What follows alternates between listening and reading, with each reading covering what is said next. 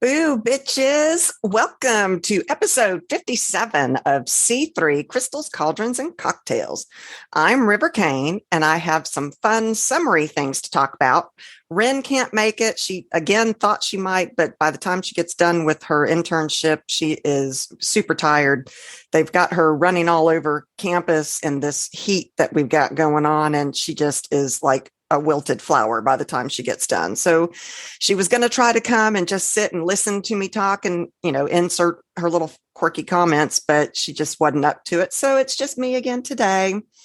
First, cocktails. As I said, it is super hot here in Georgia. It's one of the areas in the United States that's having heat waves. It feels like 105 out there today, and that's what Ren was running around in. I mean, that's awful from one side of campus to another. I am envious of our friends down under right now. I think we've got some listeners in Australia, and you guys, I know it's coming up on your winter solstice, and I am jealous today. You're probably jealous of wanting the heat, but I'm telling you, it's a little too over the top. I'm feeling in a very strawberry mood today. So I made a strawberry martini, and I'm going to call it the pink demoness. I have several versions of this one. I have not worked out all the kinks on this. I can't decide which one's my favorite. So today I used the guava flavored LaCroix, which to me tastes just like strawberries. Ren does not like it, but I added strawberry vodka, a splash of cranberry juice, and a little squeeze of lime. And I like it a lot. I don't think Ren would like it. She does not like that guava flavor. But to me, it does. It just tastes like strawberries. So we'll work on this one over the summer. And speaking of the weather, it is coming up on the summer solstice here in the United States and the winter solstice in the Southern Hemisphere. So I'm going to talk a little bit about Litha today as well at the end of this. But our main topic today is kitchen witchery, specifically summer kitchen witchery. First, what is a kitchen witch? Wow, I have been tasting. Kitchen witchcraft doesn't require tarot cards or the full moon rituals or anything like that. So it's an appealing choice for beginners, for someone who's interested in starting to expand their spiritual rituals and routines. Much of kitchen witchery consists of stuff you already do daily: the cooking, the cleaning, the nesting in your home. A kitchen witch is sometimes thought of as a cottage or hearth witch. And that is because it's not just in the kitchen. It's your hearth and home is where you create most of your magic. They work with herbs. They put their intention and magic into meals. They know that everything carries energy, from the herbs to the teas to the carrots that they put on the dinner plate. A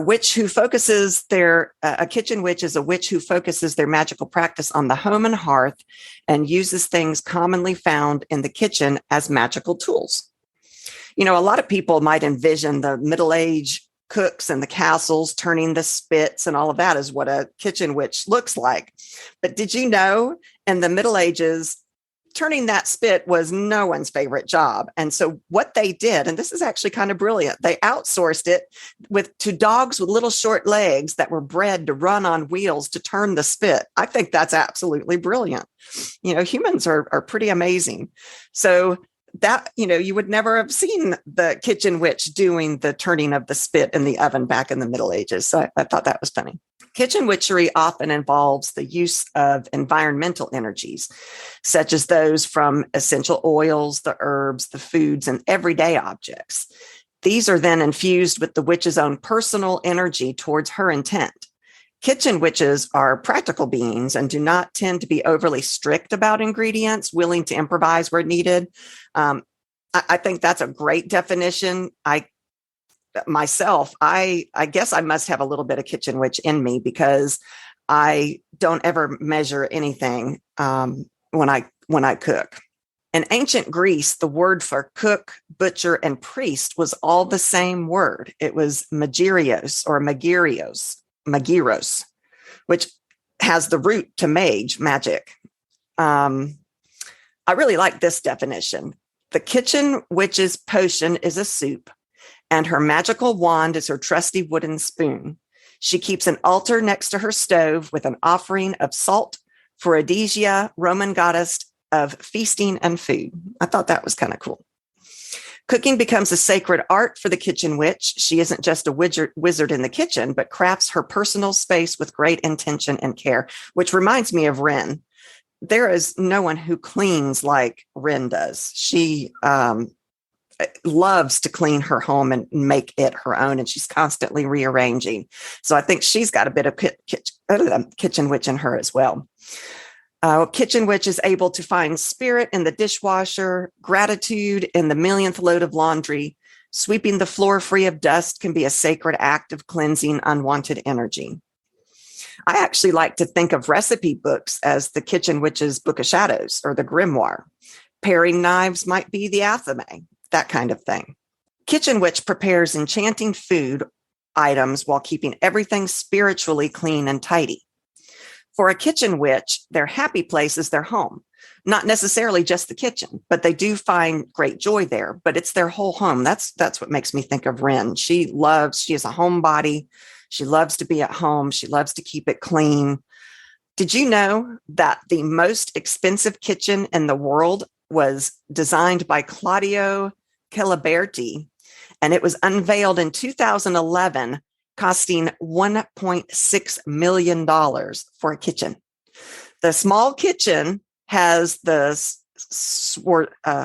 never can pronounce this crystal, the fancy schmancy crystal, the Swarovski.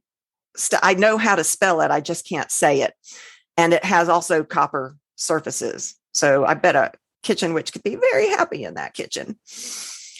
You might be a kitchen witch if you enjoy cooking, especially for other people, and infusing even the simplest of dishes with magic. Sharing homemade food with loved ones fulfills you on a deep and spiritual level. You may have an altar in your kitchen or feel connected to a hearth goddess such as Vesta. The power of the kitchen witch lies in sharing the food that you've made. One of the biggest challenges you have faced as a witch is finding the time to spend in the kitchen that you truly crave. In your ideal dream life, a kitchen witch would get to spend whole days in the kitchen, making up batches of cookies and healthy suppers and drying out herbs. But in modern life, a lot of times that just isn't feasible. If you are a cozy person who loves spells, baking, using your homemaking skills in a magical way, you might be a kitchen witch. You protect and care for those around you with your nurturing ways. You help them to rest and feel safe. You want to imbue your home's sense of safety into other people. You might be a kitchen witch if you personalize your space with great intention and care, creating a sense of home. If you instantly know if a space resonates with you or not, kind of like interior designers. That's another thing that reminds me of Ren. She is very artsy, I guess is the right word, that way with her home. You might be a kitchen witch if you love to cook with whole organic foods as often as possible. If you love to grow your own food or visit local farmers markets. If you believe food is medicine, or can be medicine. I mean, that all goes with a grain of salt. If you often cook for others to express affection, that might be a sign that you're a kitchen witch. You clean with natural ingredients, and you might even make your potions to clean with. You might be a kitchen You might be a kitchen witch if you enchant ingredients before adding them to a dish. And a cup of tea is never just tea. It's a ritual. It's a brew. It's been magically prepared for some reason in mind. Kitchen witchery in itself is a truly wonderful way to connect to the earth and add some magic into tasks that are normally considered mundane. So I was thinking, what does a kitchen witch do in the summer? Are there special things to do to celebrate this time of abundance? And also, what do you do when it's too hot to cook in the house? I mean, right now in Georgia, that is what we're dealing with. So first, summer witchery. You might want to prep your cooking early in the day when it's cooler. And cooler is a relative term in the summer here in Georgia. But even if you wake up and it's already in the 80s, it's still better to work in the morning than it is later when it's at the highest heat of the day. Cooking cold meals is a plus, like cold soups. You can still make your potions just chilled. Gazpacho is one type of cold soup. I love melon soups. I've had a watermelon soup. There's cantaloupe soup, and that's very exciting. And you can chill them, and they're ready to eat whenever you're ready to eat them. Salads, of course, especially if you grow your own vegetables. Our garden here is starting to come in, and we've been enjoying what nature is giving us. We've been making salads with our own lettuce. Our cherry tomatoes are now going strong. Our cucumbers look like they're all going to come in about the same time, which means I'm going to have to do something with them. I think I'm going to make pickles, but they're great and crisp and fresh raw as well. They're great on salads, or a cucumber salad by itself is wonderful. Cucumbers with tomatoes and a vinaigrette. Oh, so good. My mouth is watering. For those who use their crock pot as their cauldron, you can actually set this out on your deck so it doesn't heat up your house. I've got a wonderful covered deck outside, and it has fans going and all of that. It's a perfect place to set up the crock pot so the food can cook all day. And, it is like a cauldron, honestly, when you mix things in a crock pot, and it won't heat up the house. So it's just wonderful. Use your grill. Grilled corn from the garden. Oh my God, you guys, that is so good. Shish kebabs, use squash and mushrooms, peppers, beef tips, and you've got a wonderful summer treat without heating up your house. Do meat and cheese platters for dinner. That's no cooking at all. I love to buy the little marinated mushrooms and the sweet peppers to go with the meats and cheeses, but you can make your own, especially if you grow them yourself. We had a friend in Florida who grew mushrooms, and I was always afraid to go in there. They had, what are those spiders called? The black widows. Loved their little mushroom area because it was nice and dark and it was humid and moist, and they just loved it. And so I was always afraid to go in there with the mushrooms. But it is fun. And there are people that do that. It is a fun thing. And then you can make the marinated sweet peppers that you can have with your charcuterie board. It's a very magical meal to me, especially in the summer. Some meals are super good cold, like potato salad. I have a great potato salad recipe, and it is filling and cozy. It makes you definitely feel safe and home. You do have to cook the potatoes, but I have used my pressure cooker to cook them once. I actually used red potatoes and didn't peel them and put them for a very short time in the pressure cooker, and minimum heat, minimum time, and then chopped them up with the skins on and made my potato salad that way. And it was very good. I also love leftovers. Cold Chinese food for breakfast is one of my all-time favorite things. Also, cold spaghetti. I love cold spaghetti for breakfast. So there are things that you can do, to, you might want to order out one night and then have the leftovers the next day. Break bread apart and dip in oils and vinegars. Like here, we've got a restaurant, Bonefish Grill, that brings you bread with the little tray of olive oil and salt and pepper and herbs and things in it, or you can use flavored vinegars, vinaigrettes. That's heavenly. I always think of bread as being home. So it sounds like regular cooking, you say. Well, there are ways to make your regular chores magical. Start by reframing your work around the house as a form of care for yourself and your loved ones, so that rather than an obligation, it's something that you are doing to give to your family and yourself. Your space should embody your intentions, and that means tapping into your nesting instinct. Now, when I was pregnant, that instinct was on high alert, but you can tap into that even when you're not hormonal like I was. Interior designers believe, and modern witches, honestly, believe that everything, and we mean everything, objects, spaces, people, plants, all carries its own energy. You can practice kitchen witchery easily just by choosing your recipes and ingredients, especially if you use fresh herbs and spices, with a mindfulness, which is pretty much witchcraft, is the mindfulness of what you're doing. Think of kitchen witchcraft as herbalism for your spirit. I just love that definition. Be present and aware when you do your household chores from cooking to cleaning. I actually think it's part of what makes all of us witches, this awareness of the now. You can't really be open to the magic that's around us if you don't see it. And if you're too busy worrying about other things like so many modern people are, you don't even see the magic that's all around us. Use your cooking tools as magic tools, like your magic wand would be your spoon, your wooden spoon, and your pots would be your cauldrons. Kitchen tools can be used in magical ways. As you stir your soup with your cooking wand, this is another opportunity to add in some magic. You can use the direction you stir to take advantage of. I think I've talked about this before.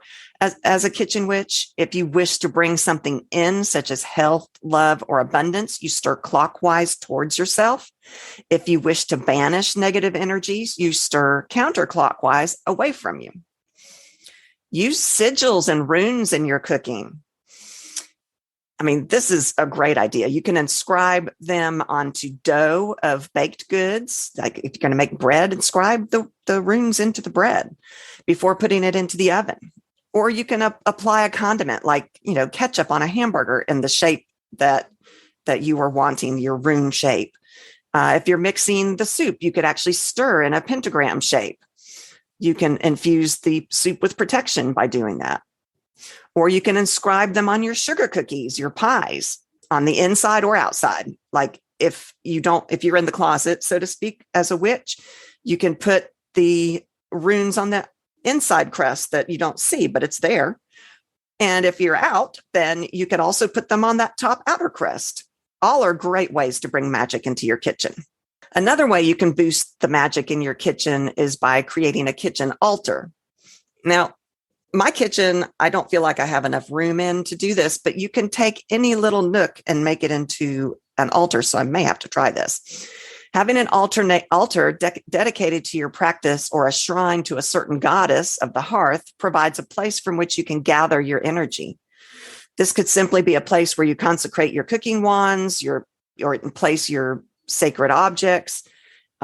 Just a few goddesses you might want to consider working with as a kitchen witch would be Brigid, Hestia, Vesta, of course, Frigga, Gabija, and Eartha. Not only is it important for a kitchen witch to think about where the food comes from, but also what happens to the scraps and leftovers. We need to be mindful of that as well. Giving the food back to the earth from where it came by composting it is a wonderful earth-friendly option that benefits the soil. So in turn, what you grow in your garden the next season is more nutrient dense and also imbued with whatever your intent was as you disposed of those and composted those scraps. Witches understand that everything is a cycle, including the magic you make in a kitchen. I actually saw an ad recently about a little tiny machine that composts food overnight. Perfect for little small patio gardeners. There are several types that I saw listed on Amazon because I was so curious about them. And there are natural ones, there are electric ones. It's kind of like a cauldron. You're making a potion for your garden. And I think that's really cool. What else does a kitchen witch do in the summer? Well, this is the time when herbs are growing abundantly. It's the perfect time to harvest your herbs, prepare them. We did a whole episode on how to do that earlier. And summer herbs are really wonderful at this time of year. They're at the height of their magic. Make magical salsas, sauces, and gravies that you can store with intent for use in the winter. Carry some of that warmth and happiness of now into the future. I'd love to pull out homemade spaghetti sauce in the middle of winter that I made with fresh tomatoes from my garden. And if you imbue it with your intent, health and joy and love and warmth, then in the summer, you can bring a little bit of that into your life too through cooking in the kitchen. Make pressed flour cookies. There are edible flowers out there that are just wonderful and they're beautiful. Summer, it feels very summery to me. Make herb salts with all these herbs that you're preparing. You can have the herb salts for spells, for baths, for all kinds of rituals. Bring the outdoors inside. Flowers are blooming, so nest a little. Have a flower arranging party with your fellow witches and brighten up your hearth and home and have them take it home to them. And how wonderful to have a group of witches together with all that shared magic and arranging these beautiful flowers. That gives me goosebumps to think about it. I'll have to talk to Ren about having a flower arranging party. That would be so much fun. Go to a farmer's market. You can get fresh things from the earth there if you don't have the time to grow your own. A lot of people in today's world, even witches, are, we're a slave to our jobs, unfortunately. And so we don't always have the time to grow things that we want to grow. A farmer's market is a wonderful substitute for that. These are fresh from the earth goods, and you can get the flowers there that if you wanted to have that flower arranging party. And I always think parties are a good idea, of course. I like to have Ren and her husband over as much as I can. It makes me happy to cook for them and to have these refreshing drinks, especially in the summer. Sharing my home and food and drinks is a great way to celebrate kitchen magic and spread the love. Make homemade lemonade. And this is something this is her specialty.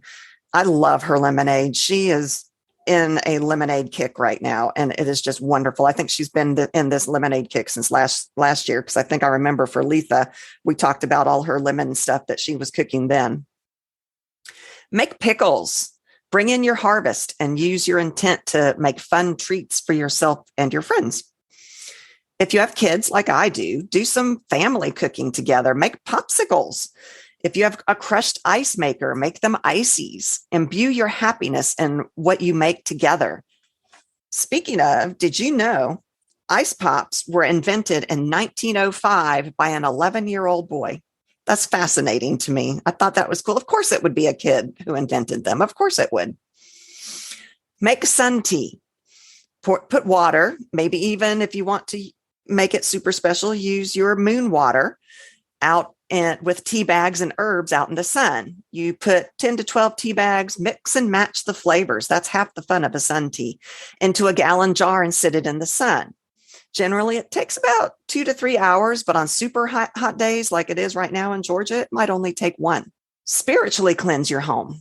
I actually like to do this at the beginning of every season to move my home from one season to the next, but doing it right smack in the middle of summer is a great time too. Perhaps our home is a frozen ice box because it's so damn hot outside that we crank up our AC. And sometimes I think this might make our home feel stuffy. So when it's cooler in the evenings, I do like to open my windows and doors and just let, quote, things air out. This would be a great time to do a cleansing as well. Decorate your homes with magical protective symbols or to be in harmony with the elements or nature. Colors and design elements may be chosen with their symbolic nature and magical energies in mind. Some kitchen witches do this by intuition or instinct, like Ren, and some actually turn to feng shui for inspiration. Scenting laundry with the herbs you've chosen to draw desired energies to the wearer or the home. This can be done by adding essential oil to water and spray it onto the ironing when you iron them, or tossing a bag of dried herbs into the dryer. All kinds of ways to do that. Buy a kitchen witch doll. A kitchen witch doll or puppet is a tradition that originated in Eastern Europe. Many of them are these somewhat stereotypical crones, often overweight with a big nose, big boobs, riding on a broom, but variations do exist. Maybe their broom is replaced by a wooden spoon or a whisk or some other kitchen implement. And the appearance varies as well. Sometimes it's actually quite sexy. It's considered good luck both for the giver and the receiver of a kitchen witch doll when it is given away as a gift. Her presence in the kitchen is said to bring good luck and to prevent kitchen disasters such as burned food and pots boiling over, etc. It also is said that she will help inspire creativity in the cook. She protects the household from negative energies and may be directed at them by other people. I must tell you, Etsy has some awesome kitchen witches. I have been looking at them. I have added several into my cart. While doing research for this episode. I think I'm going to buy myself one, and I think I'm going to find a little nook in my kitchen to make myself an altar. And this actually brings me to Litha. Litha, the summer solstice, is a great time to practice kitchen witchery. We've talked about Litha before. I think we did a whole episode on it before. But as a reminder, it's a festival that's all about celebrating the sun. The word solstice, summer solstice, translates roughly to the sun stands still. During Litha, we take the time to greet the sun at its highest point in the sky. Flowers are blooming brightly. Insects are humming. I love the bees outside, the hummingbirds, and the fae lurk in our realm freely as the earth basks in the warm glow of the summer sun. In Wiccan tradition, the goddess is pregnant at this time. So this is the season that is perfect for celebrating women, the mother archetype or archetype, fertility, pregnancy, and childbirth. Plants and herbs are at their highest power and potency, as I said before. So plant magic performed during this time is super strong. So what are some ideas for celebrating this year? Well, in 2022, since COVID is finally diminishing, or if not diminishing, then most of us are boosted and immunized, we can actually get together again. Yay! For that reason alone, Litha is important this year. Have a midsummer feast. This is one of my favorite all-time things. Invite friends and family to your home and host a midsummer's feast. If it's not too hot, set it up outside under trees or umbrellas for shade, or wait until evening and host the feast under fairy lights. Prepare spicy foods that embody the bold power of the sun, fresh fruits and vegetables from your garden, or savory dishes cooked with herbs that you've picked right from your garden at the peak of freshness. Even wash them down with a pint of mead, or in my case, I prefer wine. I love the idea of a super fancy table set outside. The contrast between nature and finery is just beautiful to me. I think it looks amazing. I think it's magical. Have a watermelon blueberry salad, meats and cheeses. Make white peach, rose, and basil hand pies. Those are yummy. Make homemade ice cream and top them with edible flowers. Did you know watermelons are not a fruit? I don't know if I've ever told you all this before or not. It's a vegetable. It is a vegetable. And it belongs to the cucumber family of vegetables, which kind of makes sense because cucumbers are watery with seeds inside of them too. Be sure to have lots of candles on your table to honor the sun. Have a bonfire. This is the biggest fire festival of the year, so make it big. Or if you can't do a bonfire, then do a small fire in a fire pit. We have a fire pit in our backyard and cushy lounge chairs, as well as on our deck. We also have one of those solo smokeless fire pits on our deck because it's got a roof on it, so you can't really have the fire there without the smoke getting everywhere. So we bought one of the smokeless fire pits, which is wonderful. Wear flowers in your hair, or go out and buy flower crowns off Etsy. Dress in whimsical light clothing. I always picture this time of the year as gauzy white materials. Enjoy the whole day. Watch the sun rise and then watch it set. Enjoy this longest day of the year. If you're a witch who works with the fae, this is also the perfect time to work with them. The veil is very thin on this day. I always leave out offerings of cream and honey. I make little tiny bowls just for this, and I sell them on my Etsy store, which you should check out, batsandbaublesinc.etsy.com. As we've said before, be careful and mindful when working with the fae. They're not pets. They're not toys. They are sentient creatures. So be mindful when you interact with them. Spend the day outside. Go to the beach. That's the true sun worshiper way to honor this day. Or go hiking. Anything outdoors is great to enjoy this longest day.